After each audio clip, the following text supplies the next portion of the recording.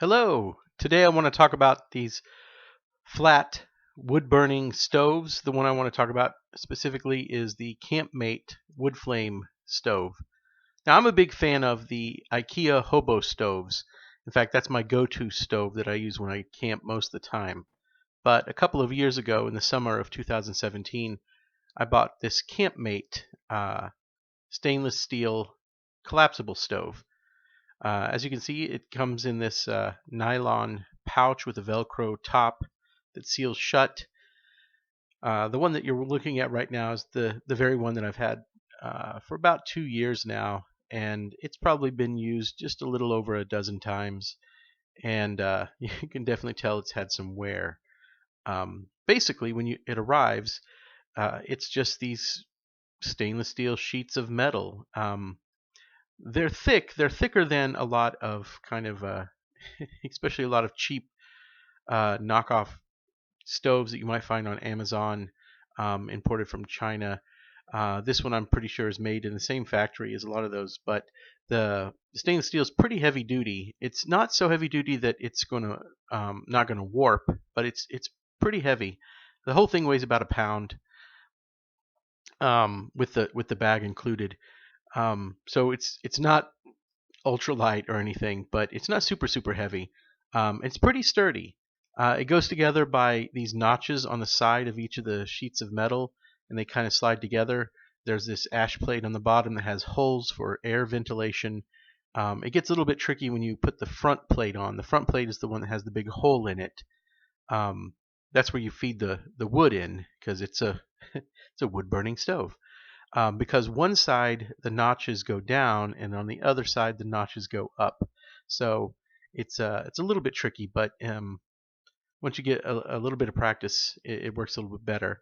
I noticed that over time, the more the metal warps, the little more difficult it is. Um, anyway, uh, I wanted one of these stoves, and I kind of shopped around for a little bit. I did not realize that KampMATE, the brand, has got quite a bit of a history behind it. Um, what drew me to this particular stove was the cross brace that was at the top. What I really like about it is you can put it either up, the way I'm doing it, where it arches up, or you can have it kind of arch down, like slope down.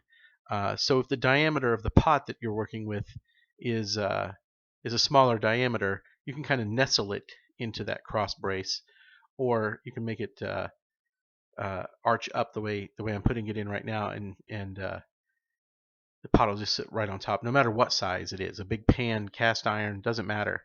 The cross brace itself makes it really sturdy, and I like this quite a bit. It measures about 7 inches by 6 inches. It's like a 6-inch square all around and about 7 inches high. It makes a nice little campfire. The other reason I like it, and the reason I like the IKEA Hobo stove, is when I go camping alone by myself, I don't want to put together a big fire in a fire ring. Um, get a bunch of logs and everything. I just want to throw some twigs and some small pieces of wood and have like my own little personal campfire. I usually always put an ashtray below this, or ash plate below this stove, just like I do the IKEA Hobo stove, because ashes do fall from below. But the mouth of it makes it big enough to feed wood in. You can feed wood in for a long time before the ashes and the coals kind of build up enough to block the opening. It gets really hot and it boils water pretty fast. Overall, I'm pretty happy with it. It's not going to be an heirloom. It's not going to last. It's got another, maybe, hopefully, 20 or 30 trips in it, at least. But right now it's doing good. I like it. It's like an alternative to my usual cook kit and my IKEA Hobo stove, which takes up a lot of room, and beloved as it is, it's not super portable. Anyway, link in the description below. Thanks for watching.